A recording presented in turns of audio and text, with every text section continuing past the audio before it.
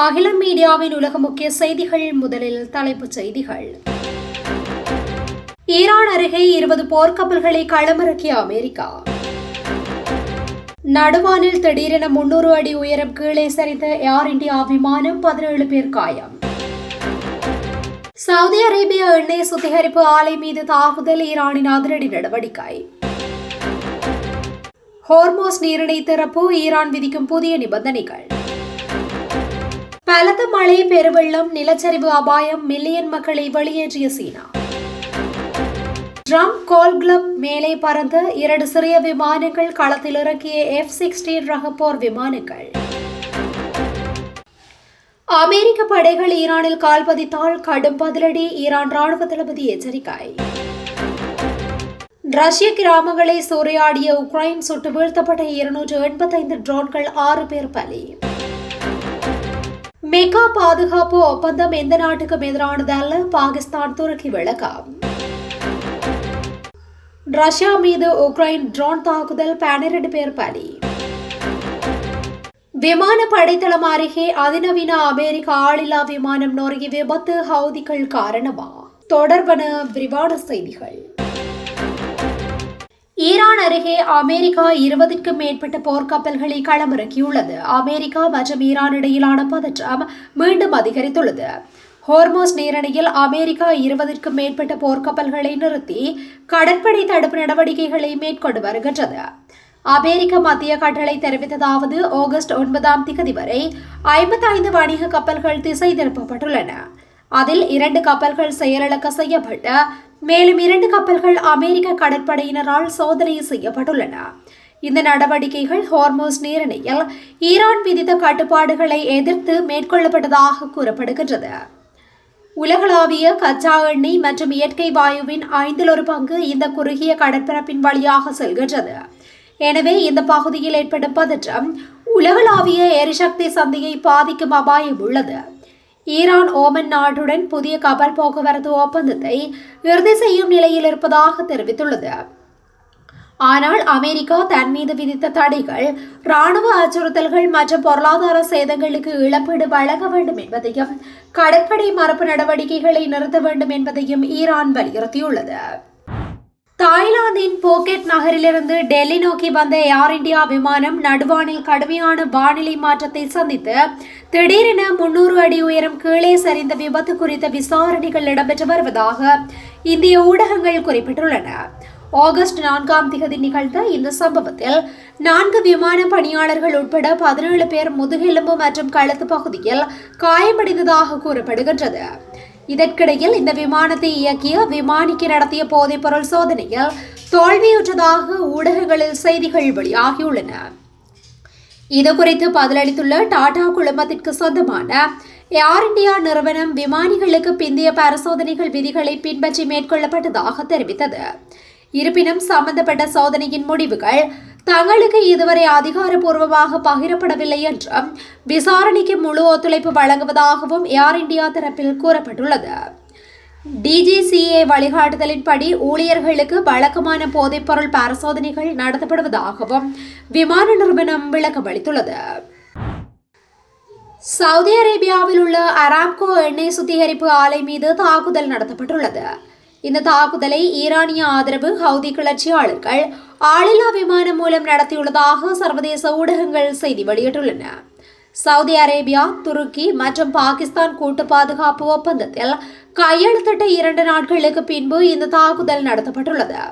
இதற்கமைய நேட்டோ பாதுகாப்பு கூட்டணிக்கு இணையான பாதுகாப்பு ஒப்பந்தம் 3 நாடுகளில் ஏதாவது ஒன்றில் தாக்குதல் நடத்தினால் அது 3 நாடுகளின் மீதான தாக்குதலாகவே கருதப்படும். இதேவேளை செங்கடலையும் ஏடன் வளைகுடாவையும் இணைக்கும் பாப்பல் மாண்டேப் நீரிணைக்கு அருகில் அமைந்துள்ள மொகா துறைமுகம் ஹவுதிகளின் தாக்குதல்களால் பெருமளவு சேதமடைந்துள்ளதாக தெரிவிக்கப்பட்டுள்ளது. ஹோர்மோஸ் நீரிணையை மீண்டும் திறப்பதற்கு அமெரிக்கா நட்டஈடு வழங்க வேண்டும் மற்றும் கடற்படை முற்றுகையை முடிவுக்கு கொண்டுவர வேண்டும் உள்ளிட்ட பல நிபந்தனைகளை ஈரான் விதித்துள்ளது. ஹோர்மோஸ் நீரிணை ஊடாக புதிய கடற்போக்குவரத்து பாதைகளை தீர்மானிப்பதற்காக ஓமானுடன் இறுதி உடன்படிக்கைக்கு வர தயாராக இருப்பதாக ஈரான் தெரிவித்துள்ளது. இருப்பினும் தான் ஈரானுடன் தீவிரமாக தலையிடாமல் அவர்களின் பொருளாதார அழுத்தத்தை கவனித்து வருவதாக அமெரிக்க ஜனாதிபதி டொனால்ட் ட்ரம்ப் தெரிவித்துள்ளார். ஹோர்மோஸ் நீரிணையில் புதிய போக்குவரத்து பாதைகளை திறப்பது தொடர்பாக ஓமான் மற்றும் ஈரானுக்கு இடையிலான பேச்சுவார்த்தைகளில் குறிப்பிடத்தக்க முன்னேற்றம் ஏற்பட்டுள்ளதாக தெரிவிக்கப்பட்டுள்ளது. குறித்த விடயத்தை கேம்பிரிட்ஜ் பல்கலைக்கழக விரிவுரையாளர் ரொக்ஷேன் ஃபர்மான் ஃபார்மையின் சர்வதேச ஊடகம் ஒன்றிற்கு வழங்கிய நேர்காணல் ஒன்றிலேயே தெரிவித்துள்ளார். அமெரிக்கா தனது ஒப்பந்த பொறுப்புகளை சரியாக நிறைவேற்றவில்லை என ஈரான் கருதுவதாக அவர் குறிப்பிட்டுள்ளார். ஓமானுடன் எட்டப்படும் உடன்படிக்கை மூலம் புதிய கடற்படை தீர்மானிக்கப்படும் போதிலும் அமெரிக்கா தனது கோரிக்கைகளை நிறைவேற்றும் வரை நீரிணை திறக்கப்பட மாட்டாது என ஈரான் வெளியுறவு அமைச்சர் அப்பாஸ் அராக்சி தெரிவித்துள்ளதாக ராயஸ்டர்ஸ் செய்தி வெளியிட்டுள்ளது. ஜூன் மாதம் எட்டப்பட்ட இடைக்கால ஒப்பந்தத்தை அமெரிக்கா மீறியுள்ளதால் நேரடி பேச்சுவார்த்தைகள் நடத்தப்பட மாட்டாது என்றும் மத்தியஸ்தர்கள் மூலமாக மட்டுமே செய்திகள் பரிமாறப்படுவதாகவும் அவர் கூறினார். இழப்பீடு வழங்குதல், தடைகளை நீக்குதல் மற்றும் ராஜதந்திர அச்சுறுத்தல்களை நிறுத்துதல் உள்ளிட்ட நிபந்தனைகளை அமெரிக்கா நிறைவேற்ற வேண்டும் என ஈரான் மீண்டும் வலியுறுத்தியுள்ளது. ஷாங்காய் உள்ளிட்ட கிழக்கு சீன பகுதிகளை சேர்ந்த மில்லியனுக்கும் அதிகமான மக்கள் குடியிருப்புகளிலிருந்து வெளியேற்றப்பட்டுள்ளனர். ஞாயிற்றுக்கிழமை மாலை டால்பின் புயல் கரையை கடந்ததை தொடர்ந்து ஷாங்காய் உள்ளிட்ட கிழக்கு சீன பகுதிகளை சேர்ந்த 1 மில்லியனுக்கும் அதிகமான மக்கள் தங்கள் குடியிருப்புகளிலிருந்து வெளியேற்றப்பட்டுள்ளனர். வானிலை ஆய்வு மையத்தின் தகவலின்படி முதலில் ஜெஜியாங் மாகாணத்தின் யுகுவான் பகுதியில் மாலை 5:30 மணிக்கு 94 மைல் வரையிலான அதிகபட்ச காற்று வேகத்துடன் கரையை கடந்துள்ளது. அதன் பிறகு சுமார் 1 மணி நேரம் கழித்து வென்சோ நகரத்தில் 2வது முறையாக கரையை கடந்துள்ளது.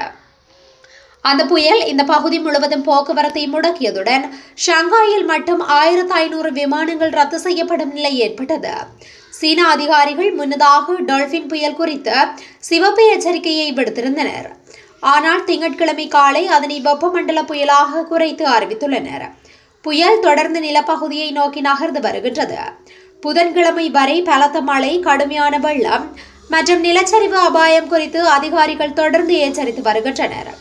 இந்த நிலையில் ஷான்டாங், ஹெனான், ஹீபே, அன்ஹாய், ஜியாங்ஷு, ஜெஜியாங் ஆகிய மாகாணங்களிலும் ஷாங்காய் நகரத்திலும் திங்களன்று பலத்த மழை பெய்யும் என்று முன்னறிவிக்கப்பட்டுள்ளது. உள்ளூர் நிர்வாகங்கள் மக்களை வெளிப்புற நடவடிக்கைகளை தவிர்க்குமாறு வலியுறுத்தியுள்ளன. அதேவேளையில் டிஸ்னிலேண்ட் மற்றும் லெகோலேண்ட் ஆகியவற்றின் சில பகுதிகள் மற்றும் ஷாங்காயின் பண்ட் பகுதியில் உள்ள பல பார்வையாளர்கள் தளங்கள் உட்பட முக்கிய சுற்றுலா தலங்களையும் பார்வையிட்டுள்ளனர். உள்ளூர் நிர்வாகங்கள் மக்களை வெளிப்புற நடவடிக்கைகளை தவிர்க்குமாறு வலியுறுத்தியுள்ளன. அதேவேளையில் டிஸ்னிலேண்ட் மற்றும் லெகோலேண்ட் ஆகியவற்றின் சில பகுதிகள் மற்றும் ஷாங்காயின் பண்டு பகுதியில் உள்ள பல பார்வையாளர் தளங்கள் உட்பட முக்கிய சுற்றுலா தலங்கள் பலவும் மூடப்பட்டுள்ளன.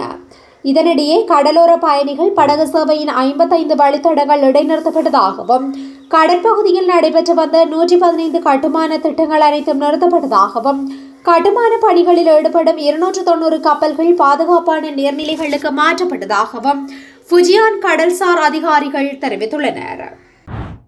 ட்ரம் கோல் கிளப்பிற்கு மேலே அத்துமீறி பறந்த 2 சிறிய ரக விமானங்களை அமெரிக்க விமானப்படை F-16 ரக போர் விமானங்களை இடைமறித்து வெளியேற்றியுள்ளனர். அமெரிக்காவின் பெட்மின்ஸ்டன் நகருக்கு மேல் வான்வெளி தடையை மீறி 2 சிறிய ரக விமானங்கள் பறந்தன.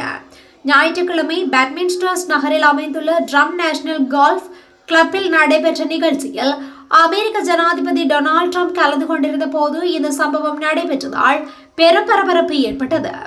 இதனை அடுத்து அமெரிக்கா விமானப்படை பிரிவான நோராட் தங்களது F-16 ரக போர் விமானங்கள் கொண்டு அத்துமீறிய 2 சிறிய ரக விமானங்களையும் வெற்றிகரமாக இடைமறித்து அப்பகுதியிலிருந்து அப்புறப்படுத்தினர் என்று ஃபாக்ஸ் நியூஸ் செய்தி நிறுவனம் தகவல் வெளியிட்டுள்ளது.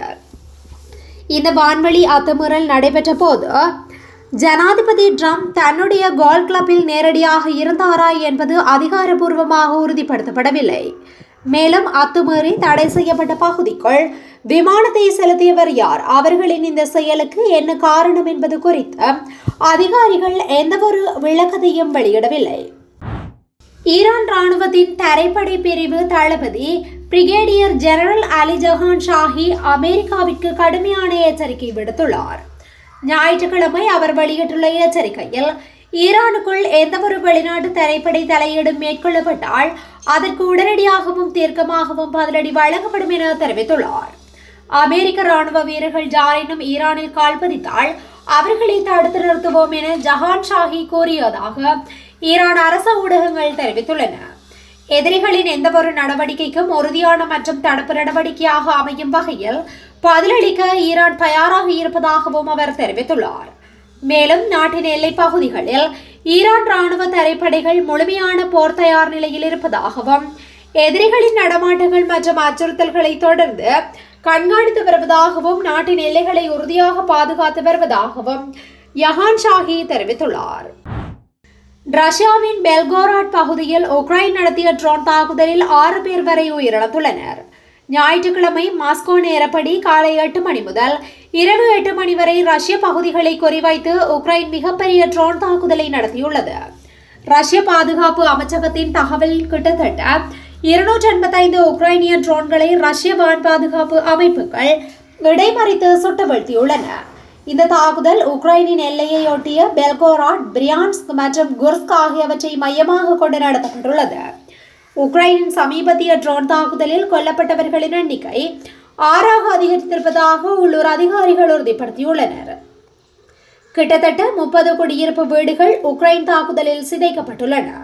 உக்ரைனிய ட்ரோன் தாக்குதலால் ஏற்பட்ட இடிபாடுகளை அகற்றும் பணியில் ஈடுபட்டிருந்த மீட்பு பணியாளர்கள் மேலும் ஒரு ஆணின் உடலை பத்திரமாக மீட்டுள்ளனர். பேரழிவுகரமான இந்த தாக்குதலில் உயிரிழந்த மற்றும் காயமடைந்தவர்களுக்கு உரிய உதவிகள் வழங்கப்படும் என்று ஈரான் அரசு தெரிவித்துள்ளது. மெக்கா பாதுகாப்பு ஒப்பந்தம் எந்த நாட்டுக்கும் எதிரானது அல்ல என்று பாகிஸ்தானும் துருக்கியும் விளக்கம் அளித்துள்ளன. சவுதி அரேபியா, துருக்கி, பாகிஸ்தான் ஆகியவை மெக்காவில் வைத்து கடந்த வெள்ளிக்கிழமை மெக்கா முத்தரப்பு பாதுகாப்பு ஒப்பந்தத்தில் கையொப்பமிட்டன. மேற்காசியாவில் அமெரிக்க ராணுவ நிலைகள் உள்ள நாடுகள் மீது ஈரான் தொடர்ந்து தாக்குதல் நடத்தி வருகின்றது. அதேபோல் இஸ்ரேலும், லெபனான், பாலஸ்தீனம், ஜெர்மன், சிரியா உள்ளிட்ட நாடுகள் மீது தாக்குதல் நடத்தி வருகின்றது. அதேபோல் பஹல்காம் தீவிர தாக்குதல்கள் சம்பவத்தை அடுத்து பாகிஸ்தான் மீது ஆபரேஷன் சிந்தூர் என்ற பெயரில் இந்தியா ராணுவ நடவடிக்கை எடுத்தது. இதனால் இந்த 3 நாடுகளுக்கும் எதிராகவே மெக்கா பாதுகாப்பு ஒப்பந்தம் செய்யப்பட்டிருப்பதாக பரவலாக கருத்து நிலவுகின்றது. இந்த ஒப்பந்தம் குறித்து பாகிஸ்தான் வெளியுறவுத்துறை அமைச்சர் இஷாக்தார் கூறுகையில், மெக்கா ஒப்பந்தம் தற்காப்புக்காக செய்யப்பட்டுள்ளது, எந்தவொரு நாட்டையும் குறிவைத்து மேற்கொள்ளப்படவில்லை. இந்த பிராந்தியத்தில் அமைதி, ஸ்திரத்தன்மை அபிவிருத்திக்காகவே எடுக்கப்படும் நடவடிக்கையை மேலும் பலப்படுத்துவதே இந்த ஒப்பந்தத்தின் ஒரே குறிக்கோள் ஆகும். அமைதி, ஸ்திரத்தன்மைக்காக பிராந்தியத்தில் உள்ள அனைத்து சகோதரத்துவ நாடுகளுடனும் தொடர்ந்து இணைந்து செயல்படுவதை பாகிஸ்தான் எதிர்நோக்கியுள்ளது. அனைத்து மோதல்களுக்கும் அமைதி வழியில் தீர்வு காண வேண்டும் என்பதில் உறுதி பூண்டுள்ளோம் என்று அவர் மேலும் தெரிவித்துள்ளார். உக்ரைன் ரஷ்யா போர் 4 ஆண்டுகளுக்கு மேலாக நீடித்து வருகின்றது. இந்த போரில் ஆயிரக்கணக்கானோர் உயிரிழந்துள்ளனர். இந்த போரில் உக்ரைனுக்கு அமெரிக்கா, ஐரோப்பிய நாடுகள் ஆயுதம் உள்ளிட்ட உதவிகளை வழங்கி வருகின்றன. போர் நிறுத்த முயற்சிகளை அமெரிக்க ஜனாதிபதி ட்ரம்ப் மேற்கொண்டார். ஆனால் முயற்சி தோல்வியடைந்த நிலையில் போர் தொடர்ந்து நடைபெற்று வருகின்றது. இந்த நிலையில் ரஷ்யாவின் தத்தாரிஸ்தான் மாகாணம் நிஸ்னேஹாம்ஸ்க் நகரில் உள்ள குடியிருப்புகள் மீது உக்ரைன் இன்று அதிகாலை ட்ரோன் தாக்குதல் நடத்தியது. இந்த ட்ரோன் தாக்குதலில் 12 பேர் உயிரிழந்தனர், மேலும் 39 பேர் படுகாயமடைந்தனர். கிழக்கு ஆப்பிரிக்க நாடான ஜிபோட்டியில் உள்ள சாபெல்லி அமெரிக்க விமான படைத்தளத்திற்கு அருகே அமெரிக்க விமானப்படையின் அதிநவீன ட்ரோன் நொறுங்கி வீழ்ந்து விபத்துக்குள்ளாகியுள்ளது. விபத்துக்குள்ளான விமானம் அமெரிக்க விமானப்படையின் MQ-9A ட்ரீப்பர் ட்ரோன் என்பது தெரியவந்துள்ளது. சாபெல்லி விமான தளத்திலிருந்து புறப்பட்ட சிறிது நேரத்திலேயே இந்த ட்ரோன் கீழே விழுந்து நொறுங்கியதாக நம்பப்படுகின்றது. ட்ரீப்பர் ட்ரோன் எதிரிகளால் சுட்டு வீழ்த்தப்பட்டதா அல்லது தொழில்நுட்ப கோளாறு காரணமாக தானாக நொறுங்கி வீழ்ந்ததா என்பது குறித்து எதுவித தகவலும் இல்லை. ஜிபோட்டி நகருக்கு தென்மேற்கே அமைந்துள்ள சாபெல்லி விமான ஏர்பேஸ் அமெரிக்க கண்டத்தில் அமெரிக்க ராணுவத்தின் மிக முக்கியமான மையமாக செயல்பட்டு வருகின்றது. தெற்கு செங்கடல் பகுதி உட்பட பிராந்தியம் முழுவதும் உளவு மற்றும் கண்காணிப்பு நடவடிக்கைகளுக்கும் அமெரிக்கா இந்த MQ-9 ட்ரீப்பர் ட்ரோன்களை சாபெல்லி தளத்திலிருந்தே இயக்கி வருகின்றமை குறிப்பிடத்தக்கது. இத்துடன் இன்றைய நாளுக்கான உலக முக்கிய செய்திகள் நிறைவடைகின்றன. தொடர்ந்து இது போன்ற செய்திகளை உடனுக்குடன் அறிந்து கொள்ள அகில மீடியாவுடன் இணைந்திருங்கள். நன்றி, வணக்கம்.